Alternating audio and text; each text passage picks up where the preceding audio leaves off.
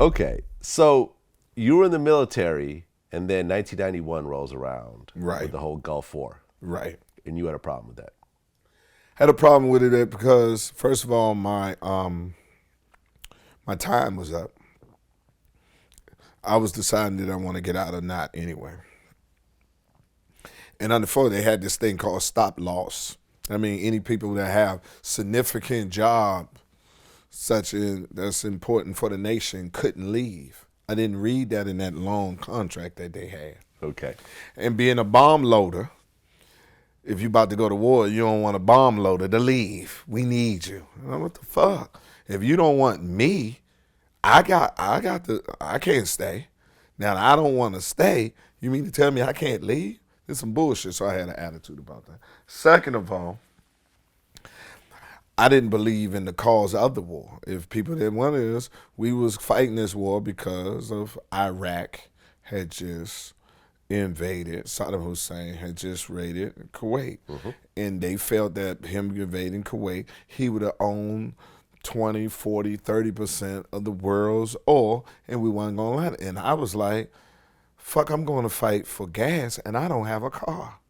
You need to send Exxon over that motherfucker or somebody else. That's who it is. So those was my two things off of it. So I told him, man, I'll pass. And you got to understand, during that time, everybody was patriotic. Whitney Houston was singing the national anthem. Everybody was patriotic. And you got this one chip in the cookie talking about, motherfucker, I don't want to go. So I was labeled as a coward, as hating my country on base. And they made a example of me. And that was cool. Well, you left though. Once the stop loss, once they released the war was over, and they released the stop loss, it was able for me to continue with my process to discharge of my original time. Okay. So you never actually fought in the war. I flew over there, and they had you got to understand, the build-up was January the 16th. The build for war, you have to, of course, go early. So I was over there for 2 months, and then they sent me back before it kicked off. Well, fast forward to 2020. Yes. We're now, back in with issues in the Middle East once again. Yes, we are. With Iran this time, Of course. which we've had a long history with. True. How do you feel about the current situation with Iran? Well, I think this is what happened when you allow a real estate developer to negotiate our foreign policy. And my personal opinion is I didn't vote for Trump.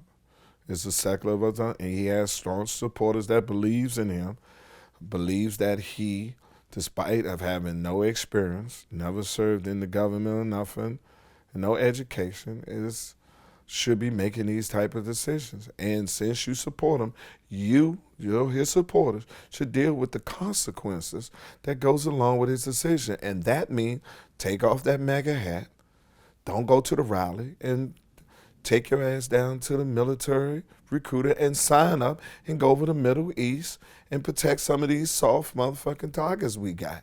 Because you feel that a man who build houses or build buildings is equipped enough to make foreign motherfucking decisions that's going to impact the world.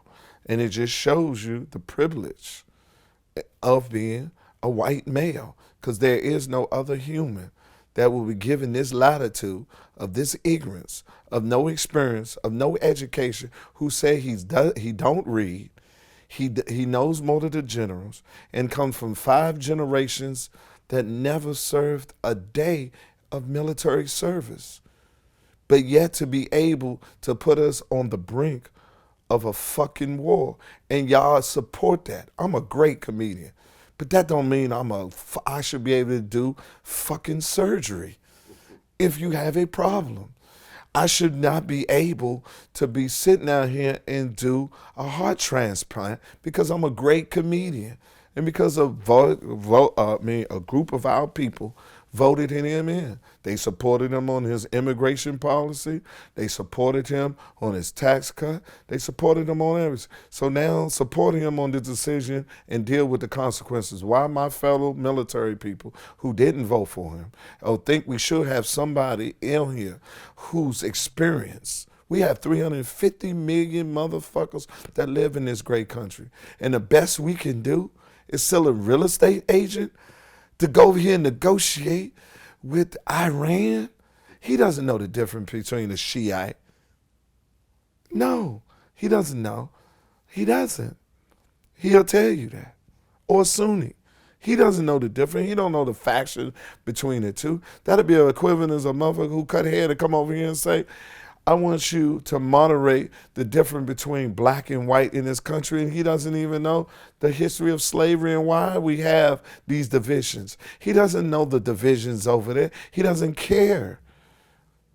I tell you why he doesn't care. He's the only president ever that we had that's been president for 4 years that haven't aged a bit. Every other president has aged. You know why? Because the weight of the world is on them. He has no empathy. He knows if anything pop off, he's going to be protected because of the position he's in. So he sleeps well at night.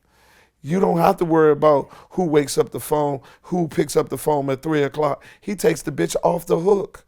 Because I don't need you to wake me up. I need my sleep. Fuck it. I deal with it in the morning. He know if the world park off, his son ain't going over there to fight. It's going to be minorities and poor white kids fighting a decision because he don't want to play diplomacy. And he always want to blame it on the black man, the previous administration. He didn't do this because of that. Well, this is the reason why you ran, because he didn't do this. What is your plan? Anybody could kill a motherfucker that's second in command and do it so raggedly and then commit. What the fuck you think they going to do? Why wouldn't they want a nuke? Motherfucker, they know once they get a nuke, nigga, you can't invade them. Look at all the other countries that we done had that gave their nuke up. Saddam Hussein, dead. Libya, dead. Every motherfucker who got a nuke, you got to talk to them. You sit down and push your way. They care about their country too. America first. They're not American. Iranian, they care about theirs. They are terrorists. And you kill this motherfucker because he's a terrorist, but you shake hands with the leader of North Korea and Putin, they killing motherfuckers too. You ain't shooting and killing them motherfuckers. So now when an American die, it's ready for you to cut off a war because we ain't handling it. You ain't say shit to the Saudis when they chopped up that Washington Post, motherfucker. You told it. Now you believe this intelligence, but you don't believe the other intelligence told you they killed the motherfuckers. It's a game. It's a fucking game, and he's playing with people's lives who signed up to defend this great country.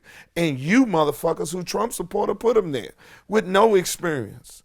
A real estate motherfucking agent is running the country. Well, Kaepernick, he chimed in on this. Okay. After the general got assassinated. He said, there's nothing new about American terrorist attacks against black and brown people for the expansion of American imperialism. America has always sanctioned and besieged black and brown bodies, both at home and abroad. America militarism is the weapon wielded by American imperialism to enforce its policing and plundering of the non-white world. See, I like Kaepernick, but I disagree with him. America ain't did shit. It's the people that's running, that's speaking for us. We the people have to make a decision. It's us who elect our leaders that's doing what they want to do. See, I look at my country the same way I used to look at my old apartment. I love my apartment. I just can't stand my landlord. And that's what America, I love my country. I just hate the motherfucker who's running it. This country hasn't done shit to nobody. It's the people who done it in the name of our country. And with all due respect, I lost respect for Kaepernick when he told me he didn't vote. You're part of the problem. See, as long as you stay idle and do not put your name on this motherfucker, to put somebody in that shares your views, you allow them to keep the power that it is. Instead of you standing there taking a knee, which is great, and I'm with that, what is the solution? So as an ex-military guy, you supported the taking of the knee during the national anthem? Of course. Okay. Because it had nothing to do with, I fought for the right for dissension. Yeah. It wasn't against it. But after the knee, how do we deal with the solution of it? If you want to be a martyr, then be a martyr. But what we do? But sitting back and saying America is doing it is not the way it on here.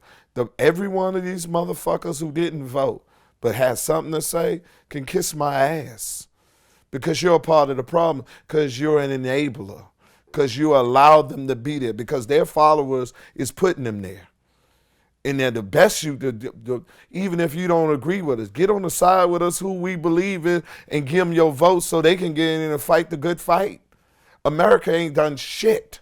It's the people that speaks for America, which the people we put in there to do it, and you not voting, you're complicit. You're a co-conspirator to it. I feel you. I feel you.